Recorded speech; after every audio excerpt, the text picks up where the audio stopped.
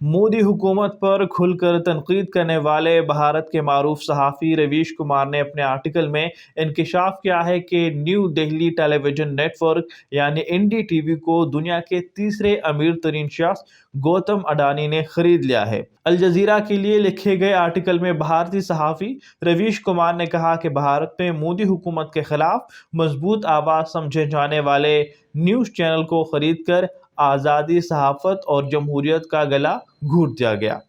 انہوں نے اپنے آرٹیکل میں لکھا کہ دنیا کے تیسرے سب سے امیر ترین شخص گوتم اڈانی کی دولت میں اضافہ سال 2014 کے بعد سے ہوا، یعنی نریندر مودی کی حکومت آنے کے بعد، جبکہ وہ ان کے قریبی ساتھی بھی ہیں۔ گوتم اڈانی کی دولت 2014 سے $7 ارب سے $110 ارب تک جا پہنچی۔ رویش کمار نے اپنے آرٹیکل میں مزید لکھا کہ گوتم اڈانی کے ذریعے مودی سرکار نے بھارتی میڈیا کے آخری بڑی آزاد آواز پر بھی کنٹرول حاصل کر لیا ہے۔ جس سرمایہ دار کی کامیابی حکومتی کانٹریکٹ کے مرہون میں منت ہو، وہ حکومت پر کیسے تنقید کرے گا؟ انہوں نے بھارت میں گودی میڈیا یعنی مودی کے حق میں آواز بلند کرنے والوں کے لیے اصطلاح اپنائی تھی، جو بہت مقبول ہوئی۔ بھارتی جنتا پارٹی یعنی BJP کے پاس پہلے ہی ملک کے کئی بڑے میڈیا چینلز ہیں، جہاں مودی حکومت کی کامیابیوں کا ذکر زور و شور سے جاری رہتا ہے۔